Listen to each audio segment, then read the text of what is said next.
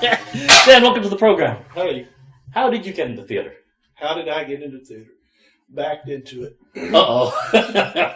Then I retired in 2006 from Harris County Community Supervision Probation, Community Supervision Corrections Department, and started doing things I wanted to do after I retired, which I've become an adjunct professor down at North Harris in Lone Star College System, and started singing in a church choir. Okay. Well, I had not sung since I was in junior high. Really? So I mean, in a group or anything like that. So I got in there, and there were people that had voice lessons and had great voices. I was intimidated by them. So I asked Nadine, who was a piano player at the church. Yeah, Nadine. Wilkinson? Yeah. Yes. Where I was, and if she knew anybody that taught adult voice lessons, and she referred me to Shan Powers. Yes.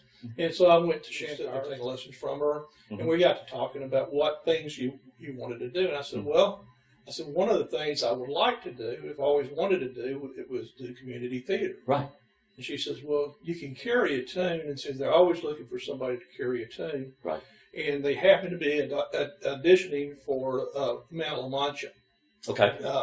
And so she said, go for it. It says it's open auditions. All they can tell you is no. Right. Pick a song out and go and do it. So I showed up for the audition, blew the song that I'd rehearsed. I stumbled all over it in every which way. I remember Tom Leroy was there, and there was Terry Woods, and met them there. Michael Hayes was there. Gary Hood, Dr. Hood was there, and there were several other people that auditioned that day, and they all got up and sang, and they did all these beautiful stuff, and I got up and just blew it. Didn't think I was going to be called back. Right. Okay. And a little later, Larry Calhoun called me the next day and said, would you be willing to take one of the muleteers positions? I said, of course I would. Excited, and got down there and found out that my position was sitting on a bench, which was fine. The reason I got cast, he needed more bodies than what he had. It's always the case, especially guys, or it was short guys. Had auditioned, but it got me in the door. So that was your first show at the Crighton? That was first. Man on the Mancha, really? I thought you did it earlier. I'm sure you did it earlier. That was my first show. That was my first show ever. Right. That I'd ever done, and then I got bit, of course. Right. That grease paint. Got you. Well, I got my first line. Right. Terry, that was a funny thing though too. I mean, we were in rehearsal, going through lines, and everybody's getting a line, and actually Larry Calhoun was the director, and he's looking around. He's trying to find people to give lines. And he looked at me, and he looked back over around. He came back around. It was kind of like I felt like the kid in the when they're choosing up for tea. Oh, and you're the last one. But I had a good line. It was fun, and it was a funny line anyway. So that Mimi Devereaux was there too. It was a good time, and I got bit W. Right. W. Yes. With that, and he and I actually built that set. So oh my goodness. Most of it. Wow. So with that, and then came to Buddy Holly after. Oh, so Buddy Holly was your second show? Second show. I know. By that time, I figured you'd done way more than that by that time. No, that was just Buddy Holly was my second one. We were just talking about that with John Thies. Well, what an incredible time. I mean, Carolyn and I, Tom Lockhart, and Elise, John's wife, Rhonda, McLaughlin. I mean, we're all working backstage, and that was originally supposed to be at the Owen, of course. Right. And very little set. And man, we were moving so much crap around. I remember. I remember Mr. Good. Yeah, Molly was the stage manager. Yes. Yeah, that, and we. I learned don't get in people's way. Trying to help you get you in trouble. So, because I learned a lot from that too. Because you learn more backstage than you do. It's a dance.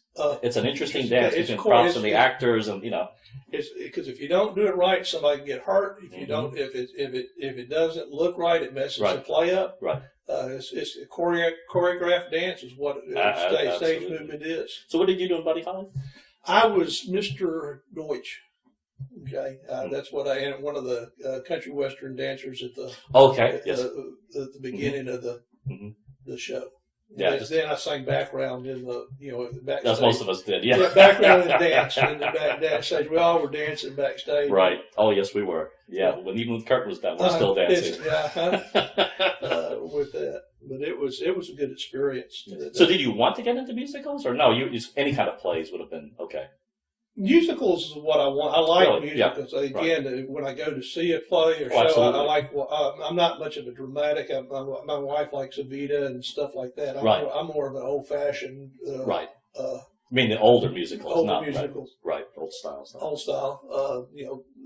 BB in St. Louis and. Yes. The Music Man, things absolutely. Stuff like that. Right. So yeah, that's right. So after Buddy Holly, what was the next show you did? I was trying to think what it was. I went over and did the Christmas play. Right. No, I didn't. I stayed out for a while. I didn't go right back into it. I don't think I did the Christmas play that year, unless it was over at the Crighton. I did Scrooge and musical. It must have been that year because the next year I did the show here at Christmas. That's right. That was Mrs. Bob's Cratchits. Yeah, which is a really different Christmas show.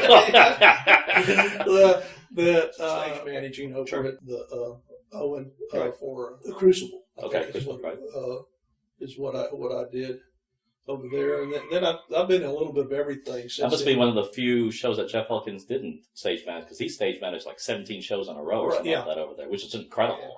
So how you slipped in there? I have no idea with it. I've done a little bit of everything since then. Do you like stage management? It's a loaded question. Yeah, I don't mind it. Right. Okay, it's not your preference, but you can do it. I'd rather be on stage. Absolutely, most people would. Yes, but you're part of the. I mean, it's an integral part. You call the cues. You have to make sure that you're on. You have to be ready for emergencies that come up. Anything that can go wrong will go wrong. Yes, that's right. Make sure your actors are where they're supposed to be when they're supposed to come on. It's nothing but worse than to call a cue and look and say, where the hell are they? Somebody stumbling around. I've had that happen to me before. I did lights for Noises Off. Yes. Over there. Right. And that was a hoot over there. Because it's a funny show about a show that goes wrong. Right. Well, I think it was meant to go wrong. Everything that did go wrong in that show, and the audience thought it was just part of the show. Yeah. We had smoke alarms go off during the play, so, and it was all kind of stuff where it was happening, and they didn't have enough stage help, so during when we had a break, I had to run down from the light booth all the way out, turn around, come back around, and turn the lights on. So it was interesting with that. But I've done quite. I mean, since I've stayed busy, with the. Well, that's good. Let's go back to what you did before you got this thing. What did you do in real life? In real life, before you retired, I was a probation officer with Harris County Community Supervision and Corrections. And how did you get into that? Backed into it too. I went to school at Sam. Okay. I got both my master's and undergraduate degree at Sam, and I went up there. And first 2 years I did pretty good.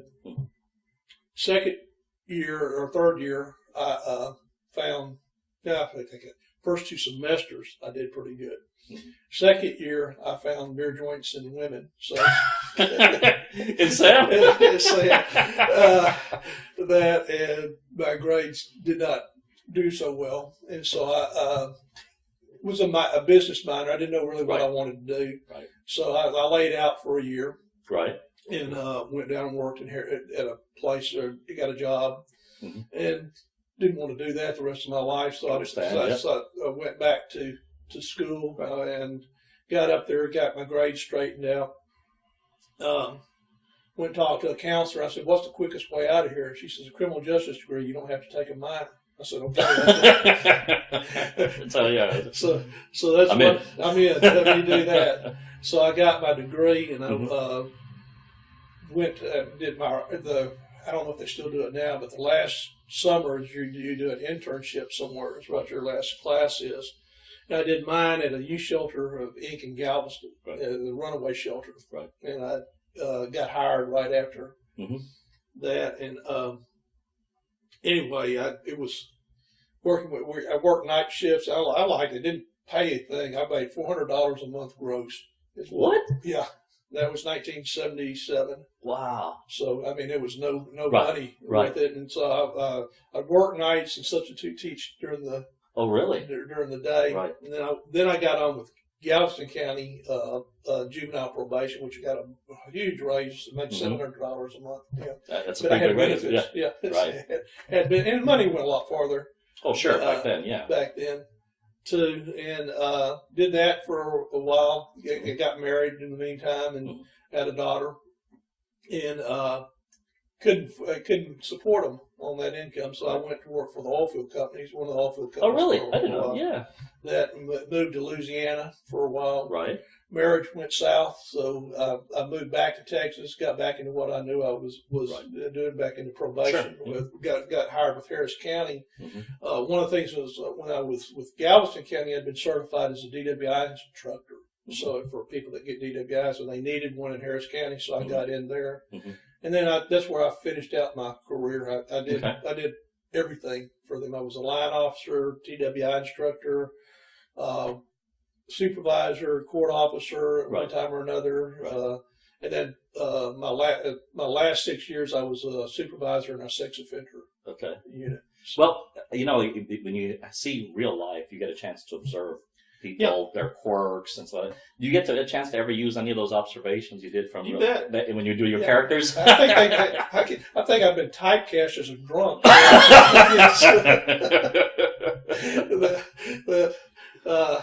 That's what I get played. I played Simon Stimson in Our Town, and I played the drunk Santa in Miracle on 34th Street. So your whole resume says drunk. Let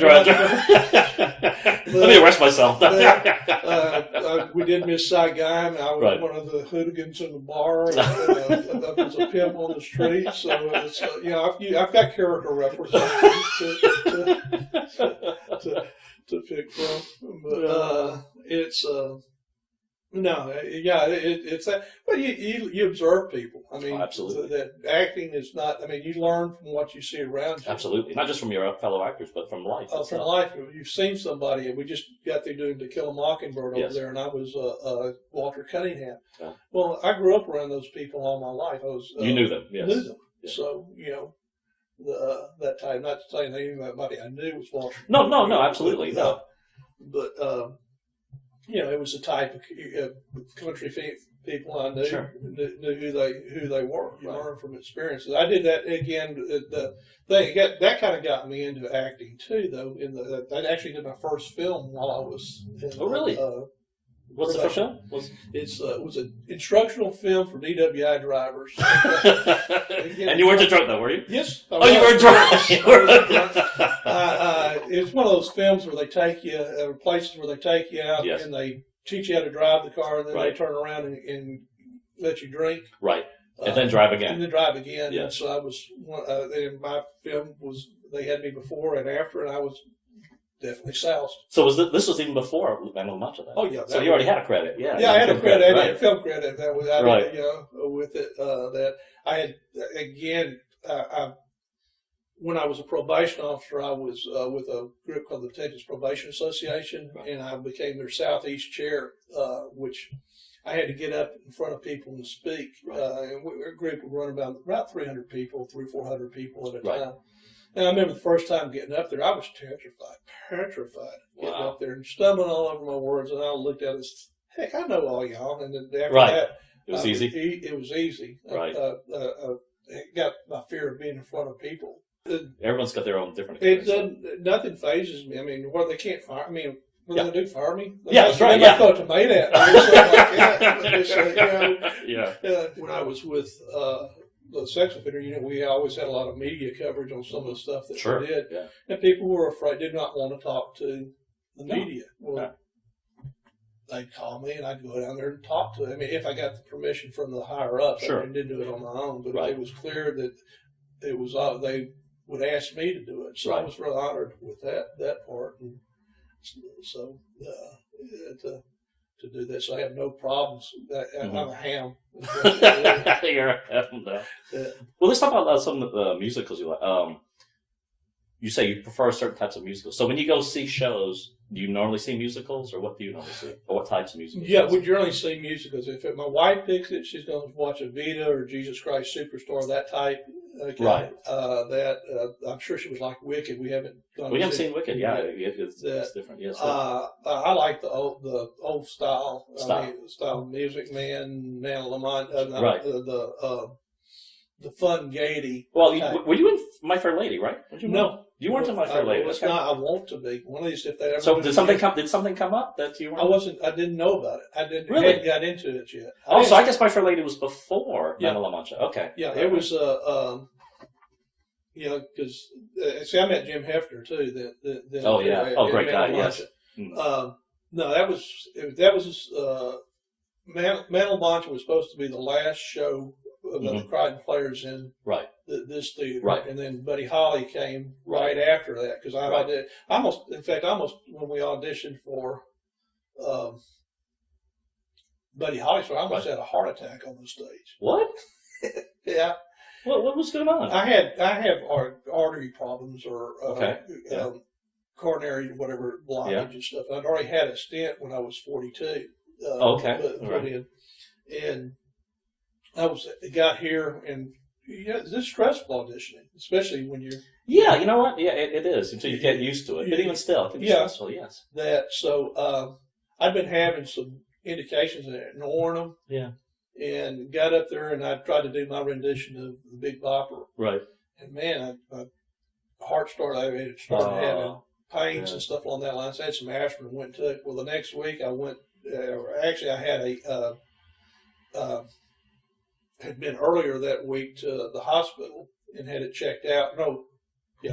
Had it checked out to see what it was. Well, I passed the stress test, so I went to my cardiologist. He called for where they check your arteries to see if there's clogs in it. Right. And the guy, my technician, was looking at the stress results. He saw there's nothing wrong. You'll be fine. You'll be out of here in a second. All of a sudden, he runs the thing up there in my leg, and I hear this, oh, hell. Uh-oh. Not exactly what you wanted to hear.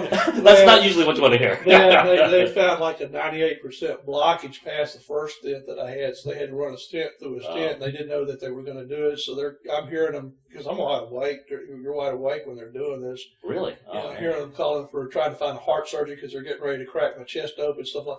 If they can't get this, and they got it through. It's amazing once it went through. So that's what was going on to Buddy Holly. Okay, so that's why you were doing. Yeah. Okay. I was at Buddy. You did make yes. But anyway, it was. I made it after that, and that was fine. Yeah. This was during Man of La Mancha that actually happened. Really? It was just during the auditions that it popped up. Wow. So what do you think it is about the old style musicals for the new musicals? What is different about it that? I just like the music. It's fun, and they're fun. Most of them. Like Music Man has there was fun. Get up there and dance in here, the old style style music. It's what else? Sound of Music I did over there. Again, I was just a character role. Right. One of the Nazi. I get Nazi guard. The Nazi guard. Over there, it's just I like those, but that type style of music is more what I like. Like I said, my wife likes the Vita type stuff. So it's interesting. You traveling anytime soon? I'm going to Colorado in October. We're going on an elk hunt and that, and then I'm sick because I would love to audition for Wizard of Oz, but I'm going to be in Alaska on a cruise. Oh my goodness! During that time. Well, you mean actually do a performance? Yeah. Oh man. But Alaska's beautiful. You've been to Alaska before? Never been. Oh my goodness! It's probably one of the last pristine parts of the U.S. left, and you definitely have to see it. If you're an outdoorsman, you've got to see it. Yeah, that's what we've got a 7-day cruise. We're going to those are fabulous. Yes. Planned out to do. It's incredible. When you go on vacation, do you see shows or stuff? Absolutely. Yeah. In fact, we go to community theaters. Yes, we do too. Yes. To see, we've been in San Francisco. Went there Little Rock, Arkansas. Right. We generally try to see what's playing in the show. Sure. So I will say though that the talent here in Conroe has a big. Isn't that amazing? It's amazing because we do it too. I mean, we go to support, not necessarily to criticize, but you look at it and you're like, we have some pretty decent talent in the Conroe area. Conroe, it never seems to amaze me the people that show up. Again, the voices. I mean, Dr. Hood from Huntsville, Rod Allen, Edward Yes, I know Rod. Yes, he's. They hear their voice, and these are people that have done professional. That's right. That's right. But they can't get out of their blood, so right. But this guy, Rod especially. I mean, he's not the only one that's talked about this as well. Is that you hear this saying that you don't have a good marriage when you're successful, right? And when you're not successful, unemployed, that's when you have a good marriage. Uh-huh. And I think he just decided he couldn't do it anymore. That's why he got out of the business. Yeah. I've got another friend who works at Chevron. Same thing. He used to do it professionally and.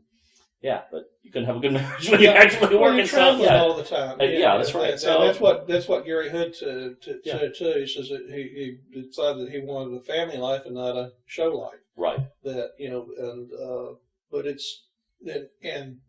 but you still have the opportunity with the community theaters, right? And Jeff Baldwin, he just became the president of the Crighton Players organization over there, made a comment in his statement. He says he does professional acting. Yeah. He says, but he loves community theater because you meet so many different type of people. Yes, you do. From all walks of life. He says that you do not meet in the you professional. Don't. That's right. That's right. And while ostensibly professionals are supposed to be better, I've seen theater around the world, professionals and community theater, and community theater can hold the candle to professional when it's at its best. When it's at its best, it can definitely hold the candle. In some places, better. Yeah, because they do it for the love of it.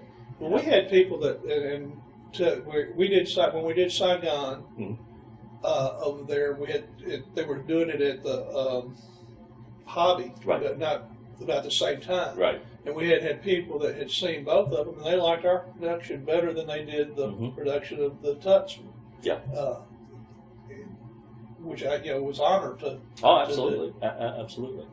No. So except people say, "Oh no," I know sometimes people like to differentiate themselves. Well, we're professional theater, we're community theater.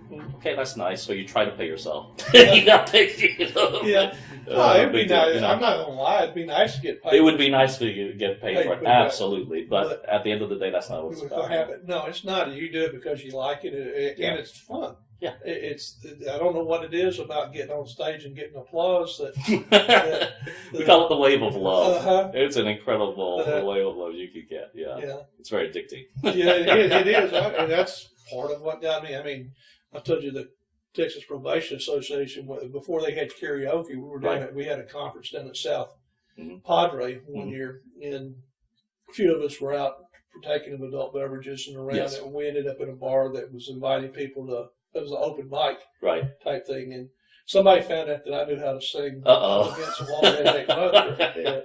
And so I got up there and started off. I mean, the crowd got into it, and it was just it's addicting when you do that. You go, man, these people are actually liking what I'm doing.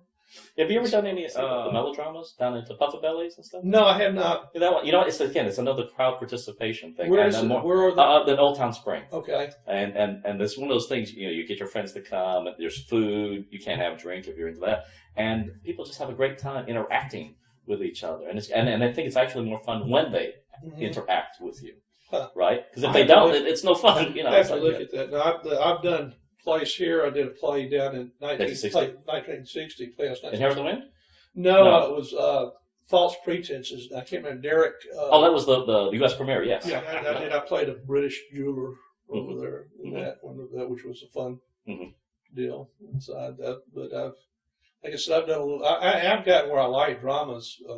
Really? Yeah. Yeah. Most actors do because it gets to stretch their legs a little bit. Yeah, that it's I have not had. So Simon Stimson's probably the most major role that I've had as far as lines go. Sure. But we did the Smoky Joe's over there. I didn't have a single line in it, but I was a bartender in it. It's a lot of fun. It's a lot of fun music and things. Yeah, absolutely. I got to dance or try to dance. Yes. Yeah. So I've been able to do plays I wanted to do. I tried again.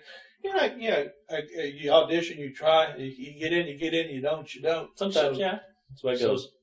It's tough. Like I said, from the actor's side, auditioning, you go like, why didn't I get in or something like that one? Then you sit in the director's chair. It's a different perspective. Yeah, it is, because they're looking for their vision of what they see the character. Exactly, the family. It's all got. People have to work together. You could be a great actor, but if you don't at least fit their vision of what they're looking for in the the picture that they're trying to form.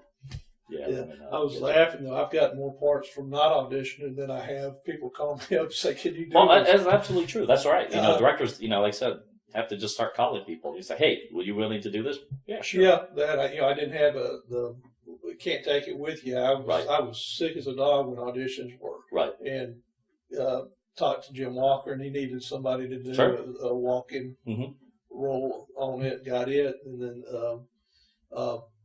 in To Kill a Mockingbird, Don Hampton called me up, and they needed the part called for I think it's a 30-year-old black man, which I'm not. Oh no! But Steve Murphy and I played the aides in that, which were supposed to be two black men, which we had to change the wording around because it just didn't. Sure, absolutely. Didn't fit. Are there roles that you would love to do that you haven't done yet? Well, To Kill a Mockingbird was one of the show I wanted to do. Okay, and I was Walter Cunningham and him, which I enjoyed the role. Right. But I wanted to be the really bad guy. I wanted to be Bob Ewing. And I really would love to have done him. But but Rex Sillers did a wonderful job. Right. I'd like to do 12 Angry Men to be be excellent show. Gotta have a lot of guys. I've read over. I'm probably going to audition for Your Three Angels and see what happens. It's a funny one. We were talking about My Three Angels. It's a comedy, the one with Humphrey Bogart. Yeah. But it's done a lot in the Dallas area, but not in the Houston area. And that's why we always pick different but comedy stuff. So that's why we're doing My Three Angels. But it's a funny show. Yeah. But again, it's mostly guys. Yeah. And for whatever reason, it's hard to find guys that want to do shows. I don't know why. I saw the part. There's three guys in it, but there's also a lot of other male. Oh no, there are other characters in there as well.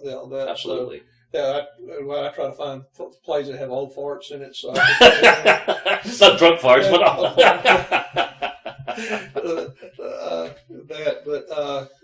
because like I said, even roles I've gotten get in a play, the directors change their minds on people who what they want. I know. When we were doing the Music Man, I was just had a minor role that came in as a farmer singing and background chorus and stuff along that lines, and then changed and ended up being the constable. That's right. Before it, which was pleasant. So even in Buddy Holly, remember there was still a little shifting because not everybody could do the 4 weekends. Right. So we often kind of do little minor shifts. Okay, you're going to do this dance now. You're going to do this. Jordan. We had an original drummer that was that was there, and he did a wonderful job. He did. He never played the drums. Never played the drums before. He learned how to play the drums. He came in there and did that. That was just a total shift from he had a minor role into a major role, and I think that launched him as far as what the acting goes. Yeah. I don't know where he is now. Last I heard, he's a Lone Star, isn't he? I thought. Is he at Lone Star College now? I thought he was doing community college locally. Okay. That's you see that on Facebook. You kind of track what people I'm ancient. I don't do social networking. So. Well, the odd thing is, I've got a friend at work, and he refuses to be on Facebook, but he is anyway because his family is on. So he gets tagged in photos. He doesn't want to be on. He's already on anyway, right? Yeah. It's kind of a insidious thing. Whether you want to or not, you're on anyway. I'm sure I'm there, but I'm not in the Facebook thing yet. Who knows? Maybe I'll convince myself I'll do it. Mm-hmm. So, is there any roles in community theater that you haven't done yet? And not just so much acting, but like positions. I mean, it sounds like you've done lights now. You've done. I haven't done sound. Any desire? No, not really. Not really. They're offering a lighting card. Rogers offer that. I'm taking it. Right. All I want to know how to. I really don't want to know how to design a set. Right. I just want to know how to push the button to make them work. Right. And what goes behind. I've learned a lot from it. But you learn. I mean, if somebody was coming into theater, if they wanted to do the audition, it's open. Everybody's friendly when you do that, or at least in the community theater. Yes. I've been to some professional auditions before. They're not friendly, so they weren't. They're cut and dry. Just get through. But come and enjoy it. It's fun. I have people. Absolutely. People that once you get here, you won't leave. Yes. And it is a family type atmosphere. Yeah. So most people, people are doing it. It's to meet other people. I said everybody has these interesting backgrounds for their lives, and so and as I said, at the end of the day, we're all volunteering. So have a good time with it. Yeah, give something back to the community. Well, that's what I like. It's fun, And again, if somebody claps for what you do, then it's absolutely It feels good. It does. You did something. Your hard work. Yeah, ain't been made for nothing. Yeah, well, I can came out of the field where you never saw a finished product, right? And it came out of it was negative. There was a lot of negative. I saw a lot of horrible things that people have done, right? And it affects you. It does. Well, let's talk about this from an acting. Are there roles that you won't do because it might affect who you are? No, I don't think. I think I'm fairly open to what I will do. Right. Okay. Well, let's run it. You talked about, is it Ewing, right? Is it Tom? Bob Ewing. So that's a pretty evil character. Right? He's How would you prevent that from becoming part of you, but still portray it, faithfully? He's everything I despise. So how do you play that? You you take a bath when you go shower, get that, he's a totally backwoods evil man. Right. And it's how you try to. I don't know how you play him because I didn't play him. But if you wanted, you said you wanted to. You go back in your mind and you read what he is. You think, and again, I like to use. I know people like that. I've known people like that, right? And that are so full of hate and so full of anger and have such a low self-worth that they have to build off of it. You try to think how they would think, and like I said, Craig Campabella put it this way: when you play a role like that, if you don't feel disgusting and ugly and sick when you get there, you haven't done the role. Right.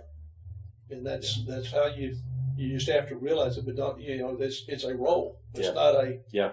I see some actors that even professional ones, I can't remember if it was Mississippi Burning or not, where the actor knew what they had to do and they couldn't do it, so they ended up playing a caricature. And it still came off fine.